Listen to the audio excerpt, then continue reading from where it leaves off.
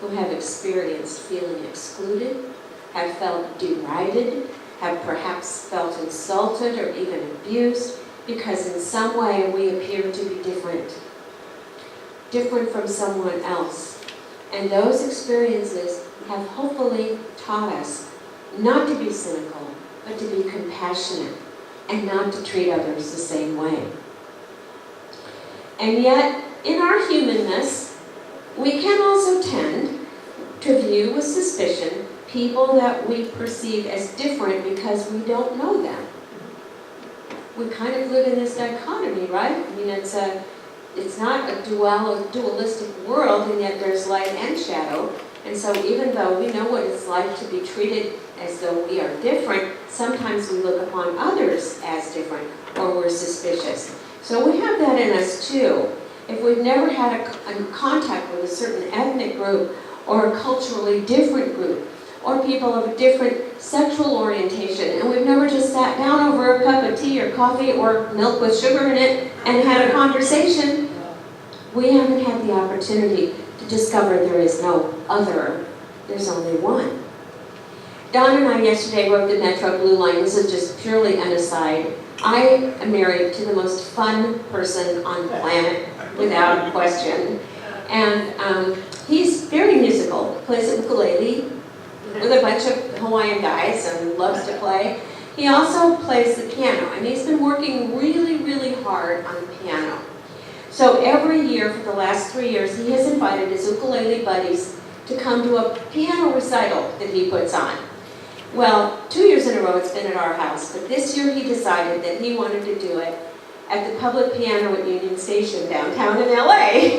So yesterday we rode the Metro Blue Line into LA, and I was thinking about the talk.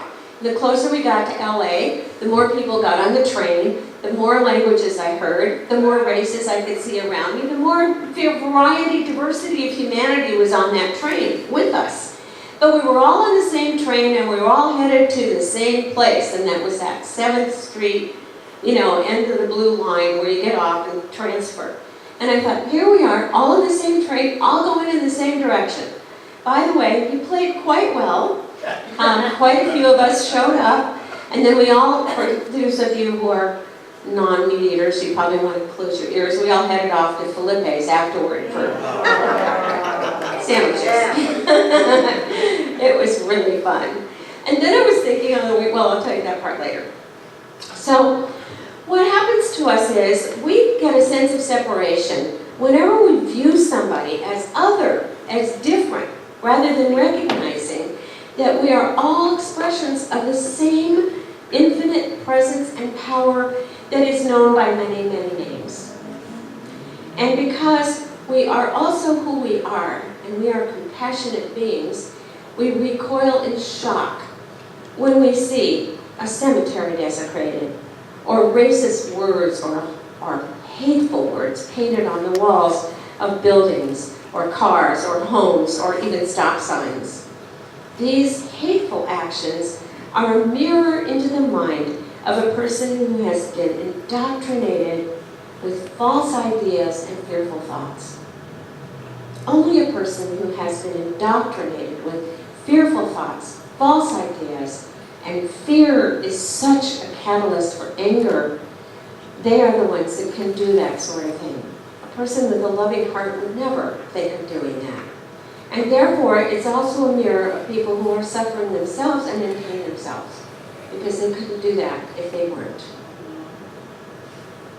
Our hearts break when we see a child who is clearly suffering for the lack of food or is in an unsafe situation. And right now, our society is wrestling with so many challenges. And among them are two seeming opposites. On one side, total distrust and even demonization of the other. And on the other side, the deep desire to build strong bridges of connection between all people. Where do we stand in this? Where do you stand? I know we are bridge builders because this is our teaching. This is what we teach. And so I'm pretty sure we all agree on the side of connection, oneness. But we're always faced with choices as to how we will live our lives. and what we will contribute to the betterment of the world. We are always faced with those choices.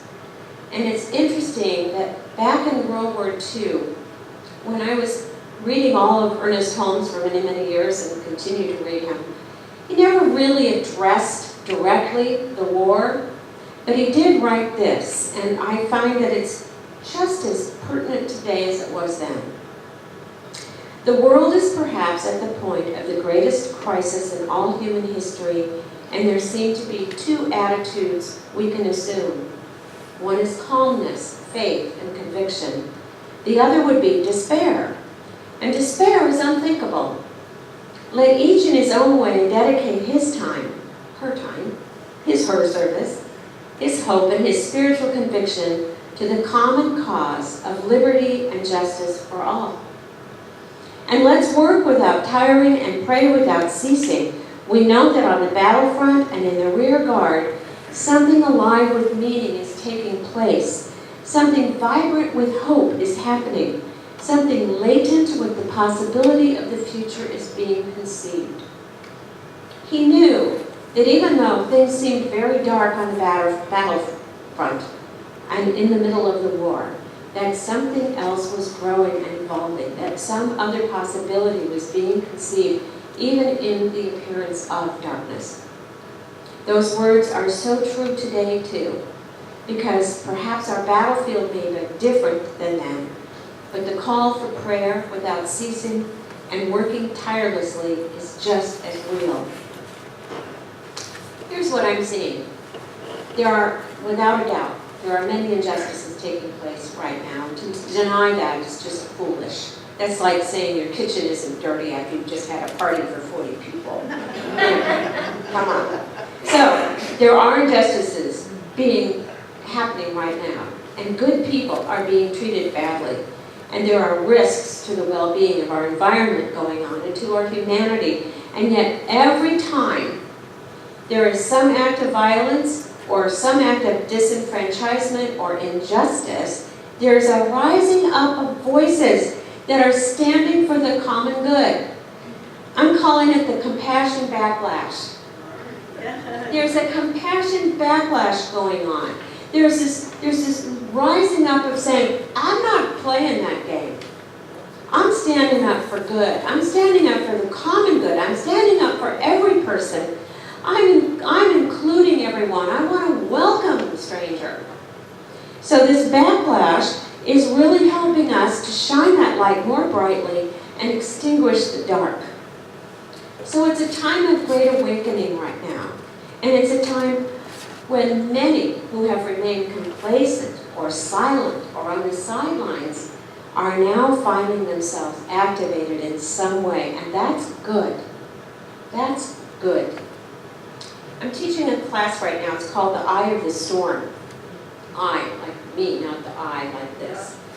And it speaks to dealing with the winds of conflict and the pathways that we can take to the calm center, to the I, instead of allowing chaos to hold power over us. It offers us a choice of being in the way of God, meaning obstructing God, and obstructing, therefore, the power of love and compassion and wholeness and understanding and peace, or being the way of God, expressing these principles of oneness, of connection, purpose, and wholeness in our way of being. So it's teaching us about how we make that choice, to ask ourselves that question, how am I showing up right now? Am I showing up as the way of God, or am I in the way of God right now? So the idea of that is like the sugar in the milk. The sugar in the milk can be compassion and prayer. It can be fostering understanding. It can be meeting conflict with reconciliation and bigotry with love. We live in very uncertain times, and we can find ourselves resisting that uncertainty. And yet, in truth, life has always been uncertain. Instead of fighting it, we can strive to embrace it. Walking on the edge requires intense focus. And right now, we find ourselves walking on the edge, don't we? It requires intense focus, and focus brings clarity, and clarity